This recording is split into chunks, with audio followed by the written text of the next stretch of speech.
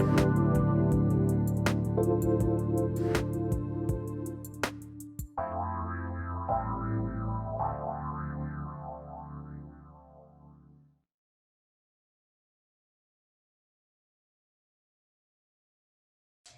everybody, welcome to 3 Things I've Learned with me, Susan Dolci, where we share the stories that shift our souls. Thanks for joining me today. I'm grateful for anybody who is listening today because this one's going to be another tough one for me. If you've been following along, this has been a series of very divinely inspired guests that I've had on, and they were all booked long before I even knew my mom was going to be in hospice or eventually pass on. So again, divinely inspired. And today's topic is one that I think is it's touching a lot of our lives right now, and that's grief. So just last Thursday here in the States, we celebrated Thanksgiving. And, that holiday typically ushers in the rest of the holiday season. And this year, I'm pretty sure it looked a lot different for everybody than it has in years past. We were asked to limit our travel and the size of our gatherings in order to slow this most recent surge of COVID cases that's ravaging the United States. This virus has been brutal. And I never imagined that I would be living through a global pandemic in our modern age of science and medicine. What has really been brought to the forefront, however, is how fragile human life really is. And it's made us stop taking for granted even the smallest gestures of affection, a handshake, a hug. Dan, we can't even share a smile from behind a mask. Hopefully we can smile with our eyes, though. We've all suffered some sort of loss this year, whether you've lost someone to COVID, know someone who's lost a loved one to COVID, or as in my case, had to watch my mother's decline from behind an iPad screen because of the lockdowns. We are collectively mourning. And now we find ourselves smack in the middle of a season that's typically filled with wonder and joy.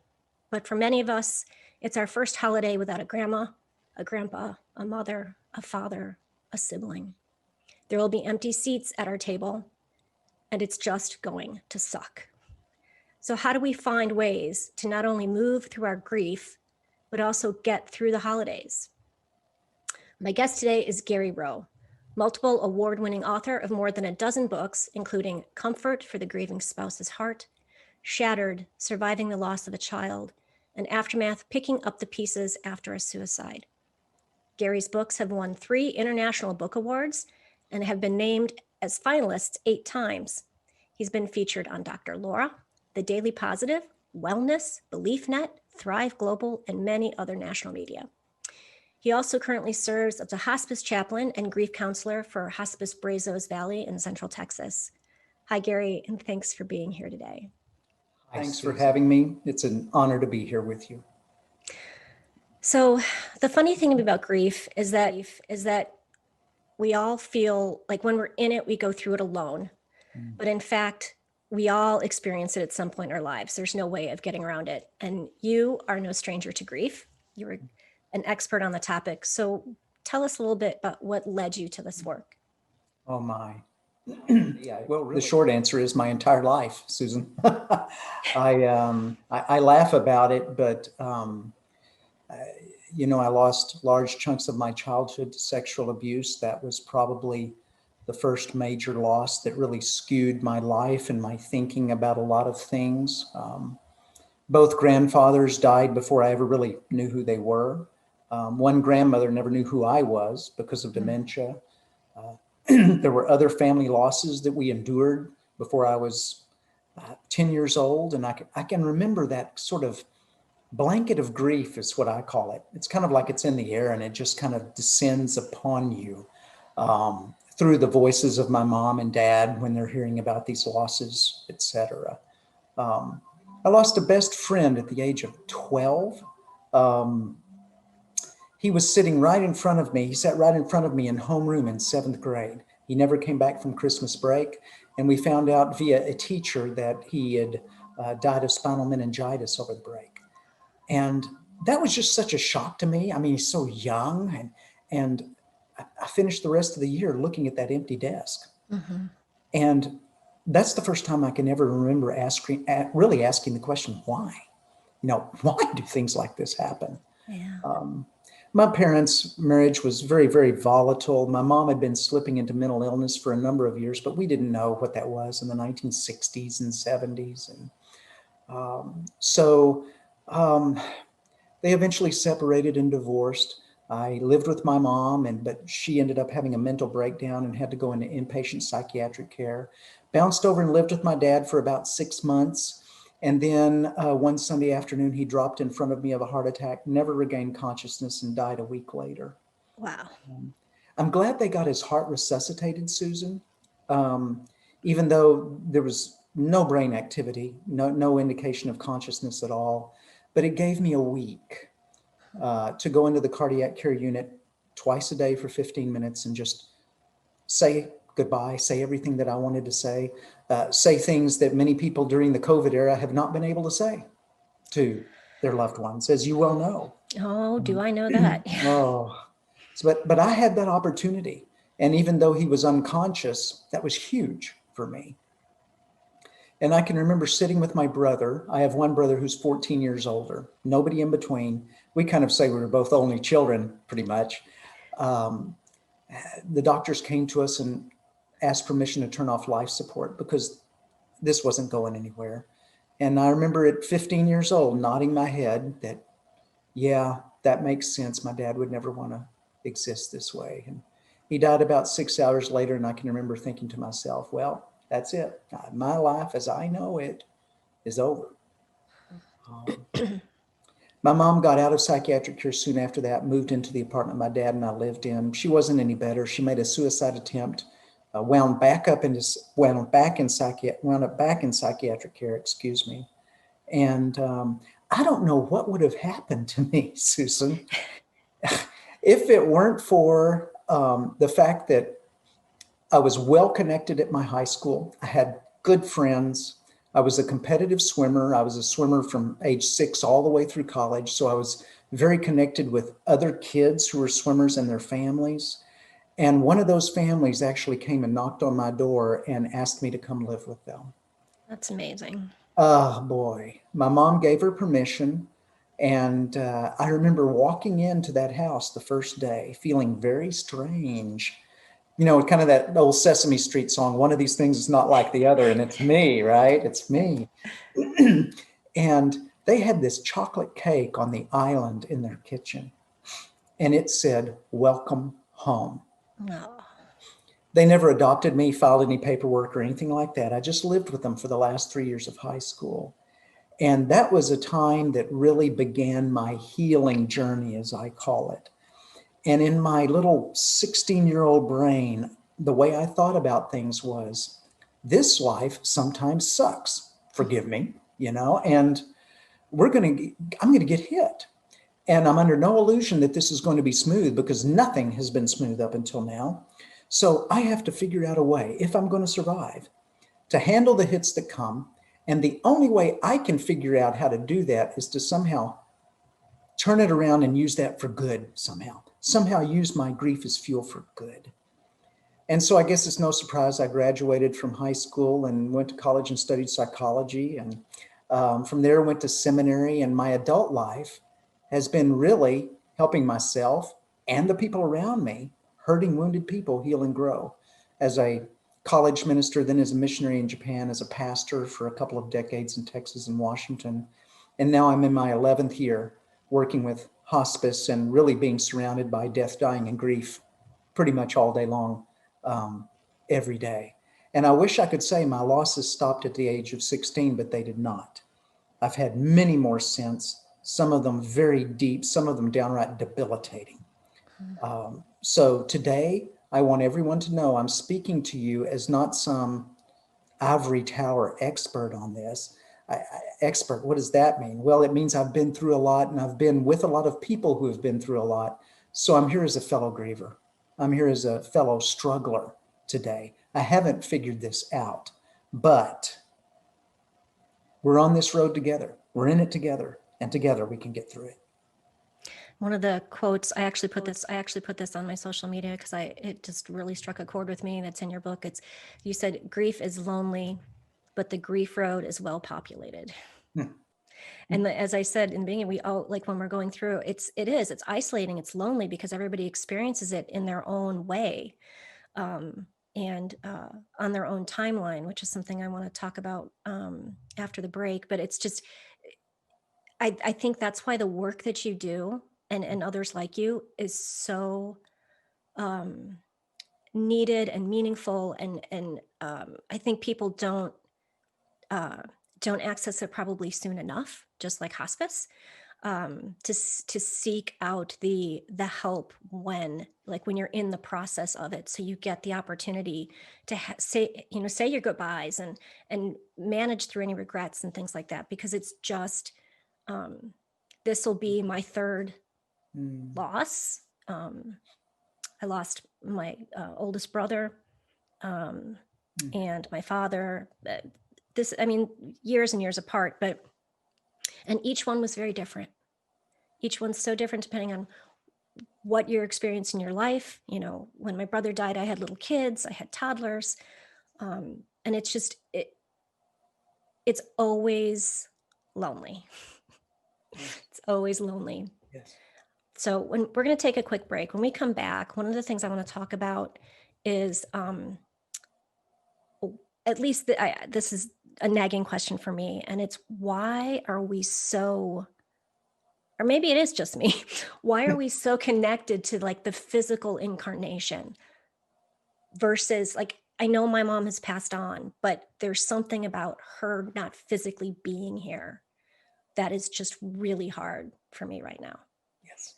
So we're going to take a quick break. You're listening to 3 Things I've Learned with Susan Dolci. We'll be right back.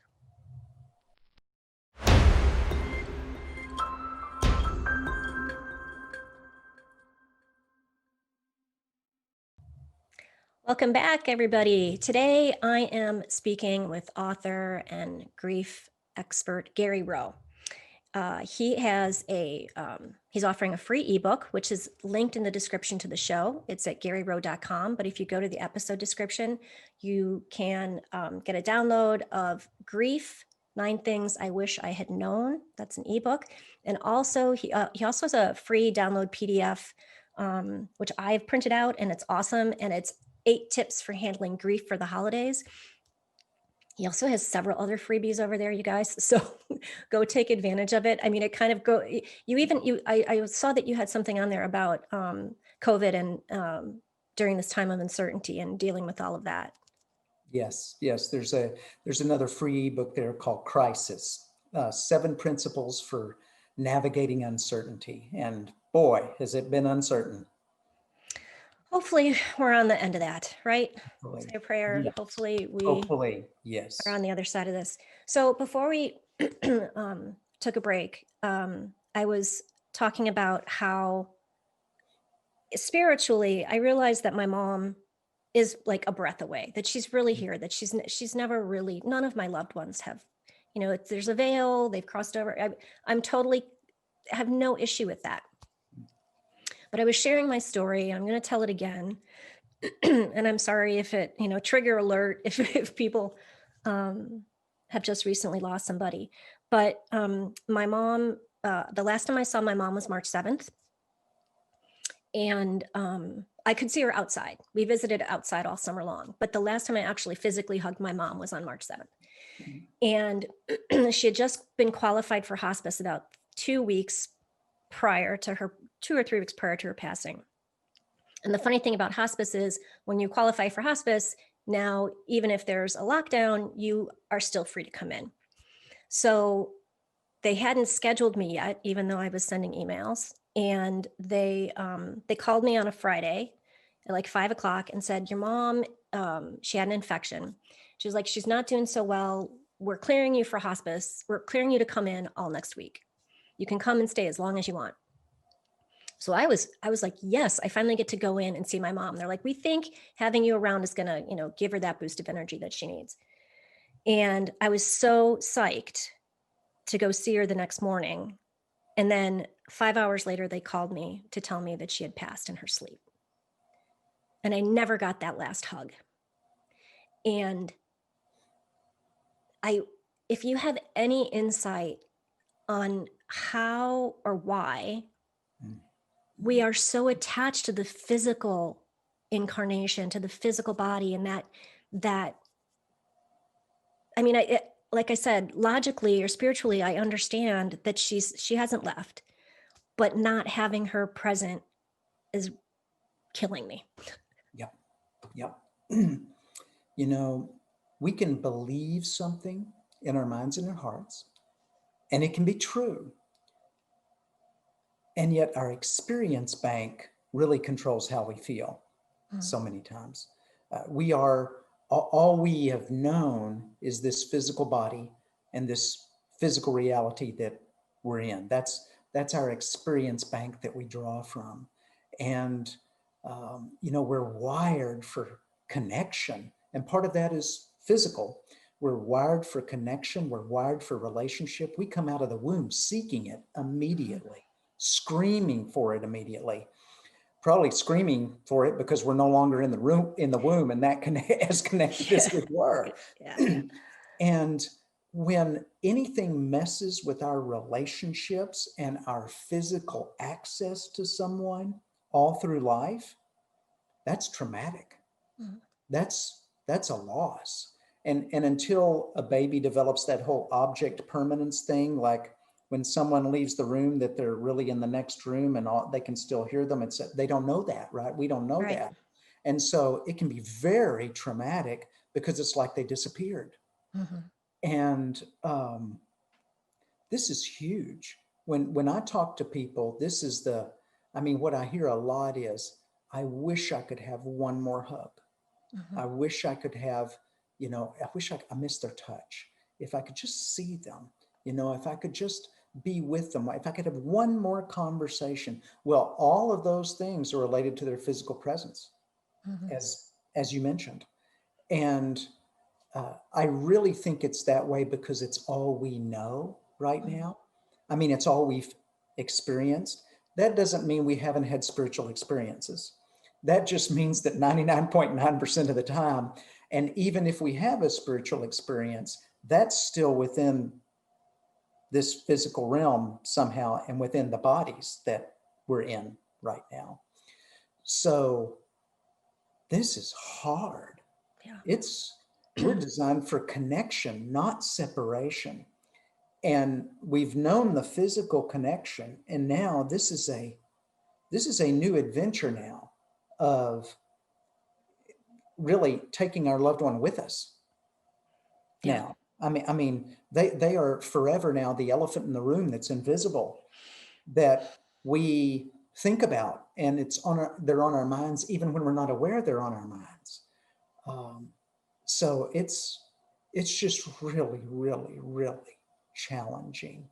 And I think, Susan, you may have heard of the 5 love languages. It's a book by a guy named Gary Chapman. He's the one that developed it. But anyway, it's how we're all slightly different in the way that we express and feel loved. One of those love languages is touch. So for a person whose touch love language is 1 or 2, wow, this is even bigger, I think, for them. Yeah. Then there's Yeah. I didn't words even of think about that. Yeah. it's number 1 for me. Mhm. If it's not number 1, it's number 2, and number 1 is words of affirmation, which means communication, which requires a voice, right? And hearing that voice and speaking to them. And then there's service and gift giving and quality time. All of these things are kind of dependent on the person physically being somewhere where we can get to them. So it disrupts all of that. It's like this is really uncharted territory for us, for our hearts, when we lose someone. And when you're in uncharted territory, it's like, I'll use a sports illustration. Forgive me for doing that. It's like, wait a minute, thought we were playing football. Now we're playing hockey, and nobody told me. Yeah.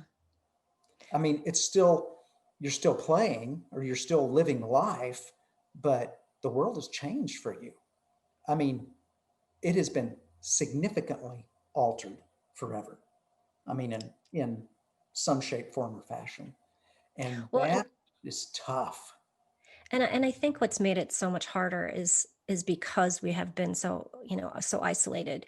Yes. It wasn't just, oh, I didn't get, it was a month or a couple weeks. It was, several months. So, and I mean, it's true of everybody, I mean, even if you haven't lost a loved one, I mean, just, I can't, I imagine that when this is all over, like I said in my opener, people are going to be hugging and shaking hands and and smiling. But one of the other things that I've noticed um, is I feel like I'm moving through mud. Mm, Every day, I mm, force myself to do tasks so that I'm not just sitting on the sofa, um, wallowing. Um, force myself to do laundry. Force myself to do some exercise. Force myself to do whatever needs to. But I go through the mental checklist of, okay, get up and do something. Get up and do something. And I would love to hear what you have to say about self-care and in this time when it's like mm. there's a delicate balance between giving yourself the time to rest and to kind of be in the deep muddy parts and Yes. to also be active. Yes. It's kind of how do we engage in both realities? The reality is we've lost a loved one, our hearts are shattered or broken. Grief is taking up a lot of our internal real estate, so Mhm. there's less of us left for the regular routine stuff of life. So we end up feeling like we're going through the motions with everything and forcing ourselves, etc. But the routine life is reality too, but the grief is reality. But they don't work very well together. During this time. And so we have to figure out a way to live in both realities um, in a way that takes our hearts seriously and we take care of ourselves along the way. Um, that I think the number one key to taking good care of ourselves is to what I call guard your heart, guard our hearts. Wise King Solomon, 3,000 years ago, said, above all else, guard your heart. It is the spring from which everything else in your life flows. So our hearts are really who we are. It's our most prized possession.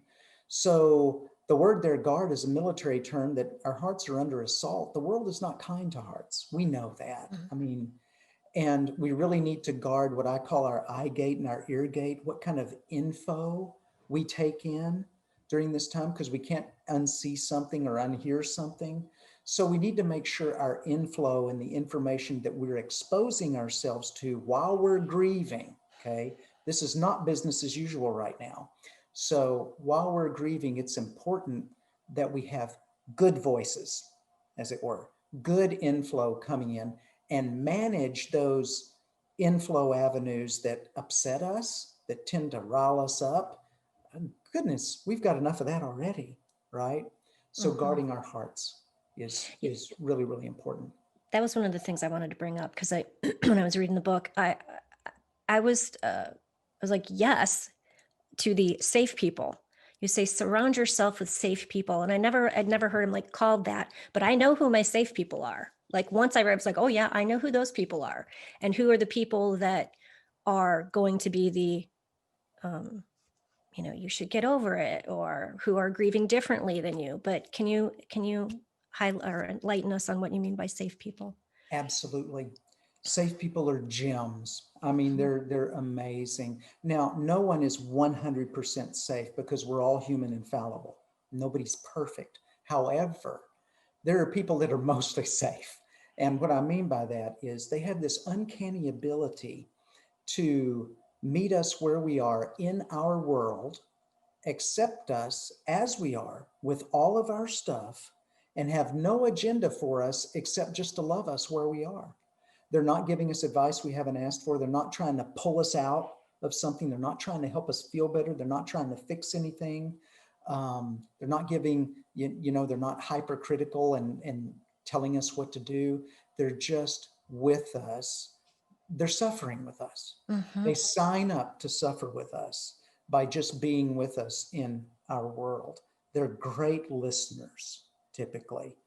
And you can recognize a safe person that when you're with them, your heart relaxes. Mm.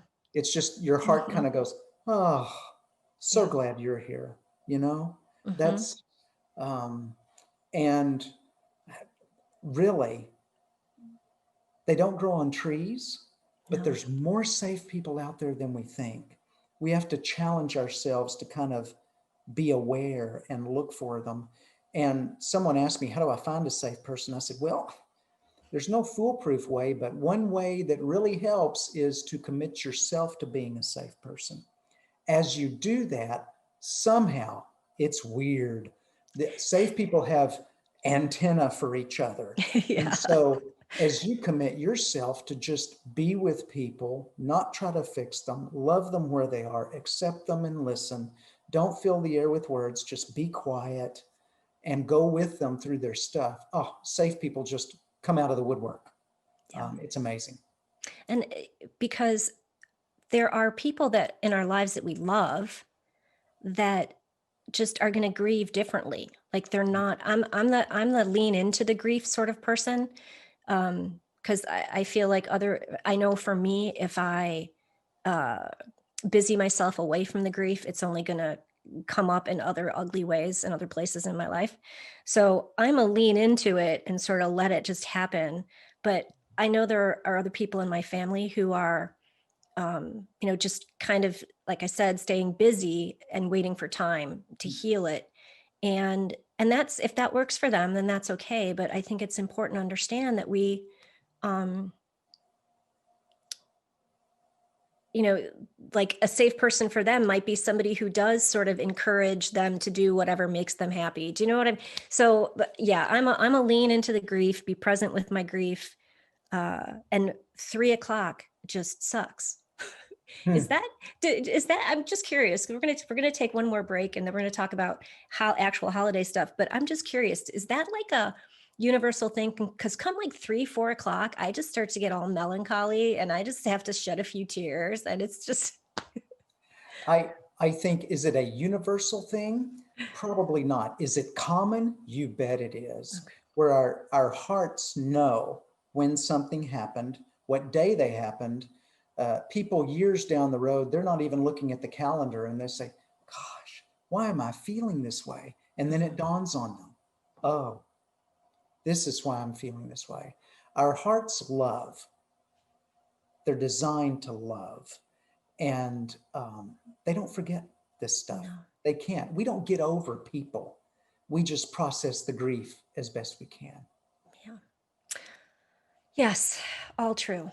All right, we're going to take another quick break. I've been speaking with Gary Roe. He's an author and grief expert. You're listening to Three Things I've Learned. We'll be right back.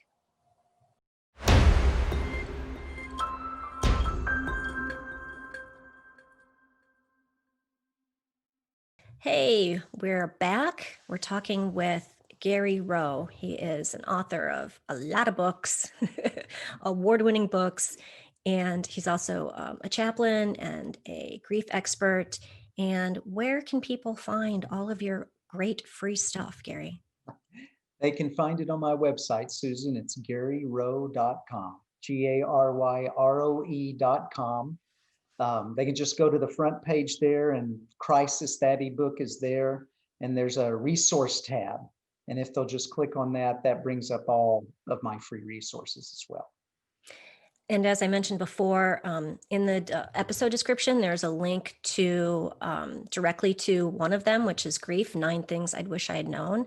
And there is also a link to his free PDF that's 8 tips for handling grief and the holidays. And he also has a mini course over there. Like I said, if you've got somebody who's in hospice, if you're just sort of going into this process, start the process now. Yeah. Start understanding and preparing yourself and uh, perhaps even taking on some rituals. I had another chaplain on, and I will have one more chaplain on, and then I promise I will stop talking. Nope, no. Then I have one other person. Then I promise I'll stop talking about dying. But anyway, it's just the way the universe is working out for me right now. But yes, like these are great resources, and it's I think it helps to know these things in advance and rather playing catch up. So we talked about safe people, how important safe people are. I have so many, and I am so blessed to have so many safe people in my life. But the show is about surviving or tackling or surviving a holiday after a loss. So we should actually probably talk about the holidays. And it's going to be different. It's going to look different. Yes. Right? Yes. And that's okay. Yes. You hate to say the trite, it is what it is, but it is. I mean, it is reality. These holidays will be different simply because of COVID. But if we lost someone as well this past year, doubly different, right? Doubly different. And the holidays are very hard when you're grieving anyway, period. Mm-hmm. Just nix COVID out of it. It's like a solo climb of Mount Everest with no equipment. And because memories permeate the holidays more than any other time of year, right? Right. We bump into a memory with every step almost. It's a virtual memory grief minefield. Yeah. You never Yes. you never know where the next trigger is going to be, and anything can trigger our grief anywhere at any time, and that's okay. That just is what it is. We can't stop that. And so holidays are especially challenging. And one of the things we need to say right up front when it comes to the holidays is these holidays will be different. They will be challenging. There will be pain involved in this, and it's okay to hurt. It is okay to hurt over the holidays. It's okay to hurt at Thanksgiving. It's okay to hurt at Christmas, at Hanukkah, at whatever holiday we're celebrating. It is okay to hurt because simple math, with what I've endured, the loss, plus COVID and all the restrictions involved in that, equals this is going to be uncomfortable. This is going to be hard. Simple math. It's going to be hard, but it can still be good. There are some things we can do to kind of prepare ourselves for the holidays and to navigate them well and grieve in healthy ways so that even though it's painful, even though there's grief involved, we can use the holidays for good rather than letting the holidays just use us, for whatever. So, the big things with that are, we've talked about self-care. That's huge. Self-care tends to go on the back burner when we're grieving at the very time when it should go on the front burner. Mm-hmm. It involves things like guarding our hearts, like we talked about, but also as much as possible, decent nutrition, decent hydration. Most of us, 75% of us, they say, walk around dehydrated. And there are mood issues and physical symptoms and physical health things that all are related to dehydration. Let's make sure we get enough electrolytes, enough water, etc. Exercise is massive. It doesn't have to be a triathlon. It doesn't have to be a 5K run. Thank goodness. But just getting outside, just getting moving is huge. It helps us manage all these emotions and everything else going on there. So self-care is huge. And a big piece of self-care is managing expectations and managing people. Managing expectations, we all have expectations. We have expectations of ourselves, of how we're going to be this holiday, of what we're going to be like, what we're going to say, what we're going to do, what kind of attitude we're going to have. Other people have expectations of us, of those same things. We have expectations of other people of those same things. The world has expectations of us. You say, what? Well, it's be happy and buy a lot. That's basically, in other words, we know the world has expectations because just try going to Walmart and having a meltdown. and watch what happens around you. You have not met expectations. And It happened to me in a Kroger one time, so I know what you're talking about. yes. And we can talk more about that later, about how do we handle a grief burst, as I call them. They're just there. It's just boom, and it's Yeah. there. How do we handle those over the holidays? Because we will have them. They're natural, common, they're even healthy. It's like a pressure release. The grief is built up and we have to let it out. It's just, and the other thing is, let's please keep in mind that when we have a grief burst, when we kind of lose it, or when we grieve, or when we cry, or when we're sad, we're really saying, man, I love you. Yeah. I love you. That's what this is about. If I didn't love you, this wouldn't be happening. Right. But because I love you, I'm grieving. And so our grief proclaims our love for our loved ones. So managing those expectations and deciding, given COVID, given my own heart, given the grief and the heaviness, what's realistic for me this year? What do I really want to do? How, when, where, and with whom?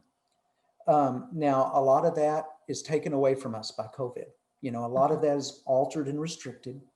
But within those restrictions, us kind of taking charge of that and say, what does it mean to take care of myself here? What's realistic? What do I want to do? And with whom do I want to do it? That's big. And the big part of the managing people is make sure you get around people who are helpful to you, those safe people, or at least, if they're not totally safe, they're not trying to fix you, they're not critical, they're well-meaning, they love you, they're fairly compassionate.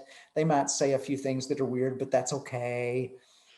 Get around people who are helpful to you, and somehow either guard your heart or limit your exposure to people who aren't helpful to you.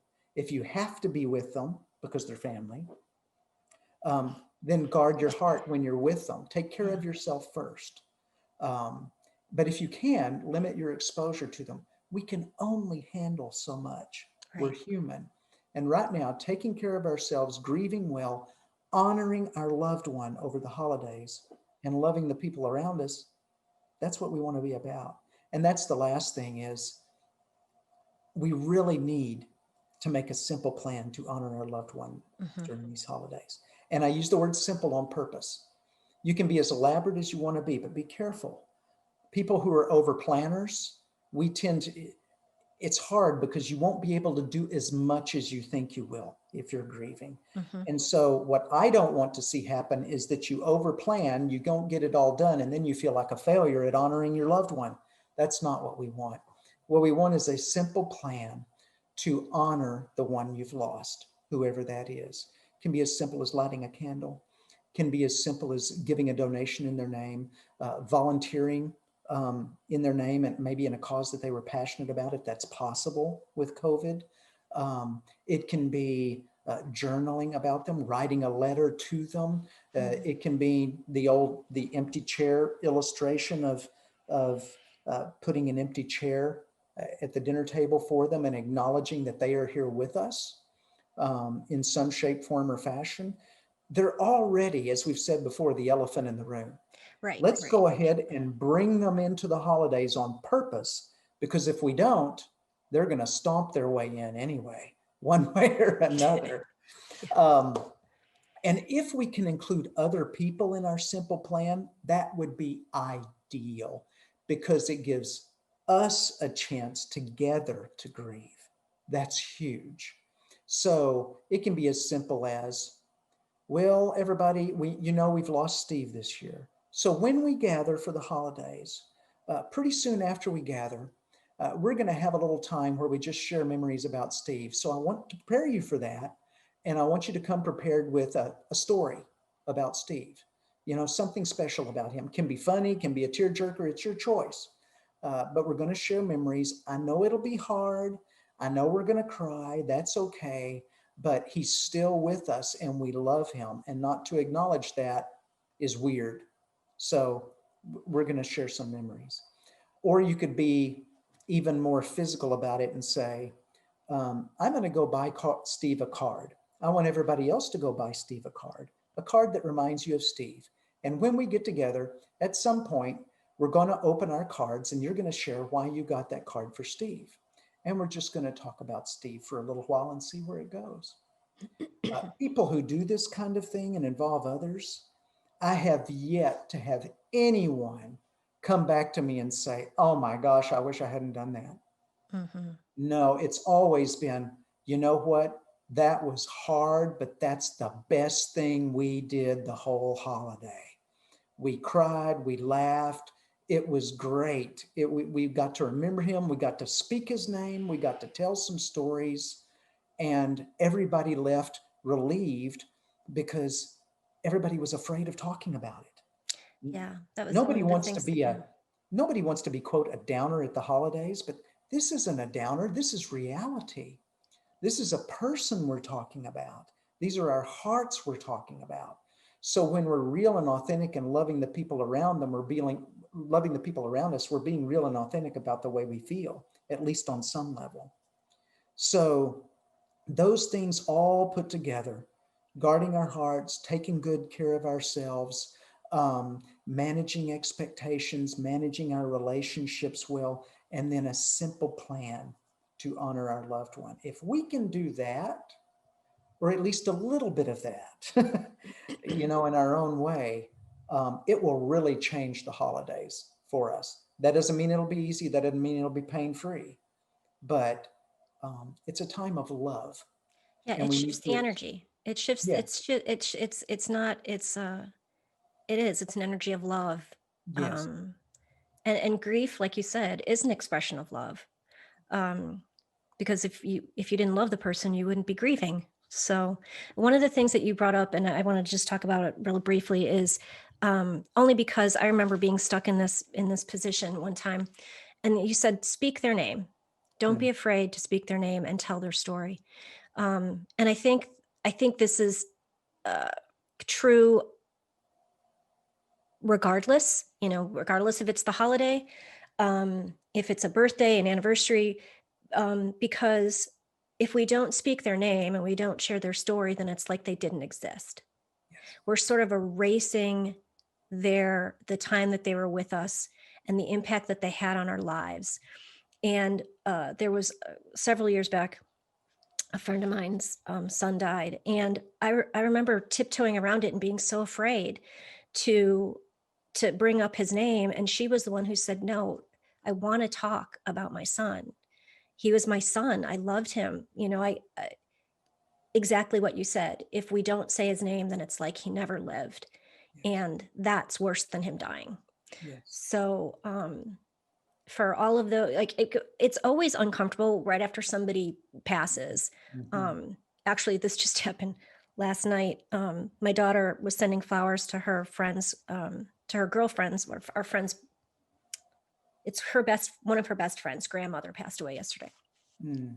And she didn't know what to put in the sympathy card, Mm. because it's always so sort of uncomfortable and stilted, and Yes. you're so afraid to say the wrong thing or to Yes. sound cold or indifferent. I mean, I struggle with it every time. I just usually try and say something from my heart. But so the same, I mean, I think that's true when so many of us have experienced some sort of loss this year, and we are all in the same boat. And, I think I'm sorry for your loss. And I know you loved that person, and that person was a special human. I think will go a long way, as opposed to not saying anything at all. Yes. Or the dreaded words, well, at least, like, I hate that. Yep. Yep. Well, at least they didn't die, at least she passed in her sleep. I'm like, okay, that was great. But, anything that starts with, well, at least, should be banned from. Nope. I agree. I agree.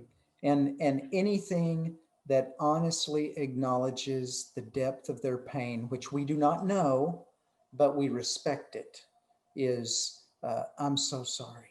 Mm-hmm. I'm thinking of you. I love you. We need to be careful about making promises. You need anything, I'm here for you. Yeah. Well, No, you're not 24/7. So don't make that promise.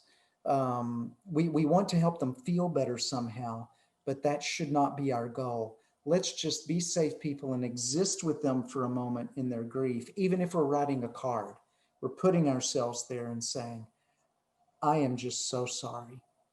Um, I'm thinking about you, obviously, and I love you. We don't need to go on and on. Words are overrated, and sometimes we do just need to bite our tongues and be quiet. Most. So I'm going to share the 3 things I've learned. Okay. Sometimes I ask my guests, but most of the time lately I've been saying, because I've had so many awesome people on, and I've really learned a lot, especially in this whole, what ended up being a series, which I didn't know was going to be, on grief and hospice. And anyway, getting through the holidays, manage your own and others' expectations, and take your heart seriously, take care of your heart. For me, most important, find your safe people and spend time with them. These are your friends who accept you and your grief. They meet you where you are, and they empathize and listen well. And last, find ways to honor your loved one, speak their name, and share their stories. Thank you for being on the show today, Gary. My pleasure, Susan. Such an honor. Thank you for having me. Thanks for listening today, everybody. Thanks for plowing through this stuff with me. I'm so grateful for all of you that show up. I hope this show's offered you some comfort and ideas for how to get through this holiday season. If you're interested in learning more about me and the Diamond Process, please visit my website at susandolci.com. You can find Gary at Gary Roe, ROE.com. We all have a story to tell. We can live in the story, or we can transform the story. It's your choice. Change your story, change our world. #Storyfield. Thanks for listening, everyone.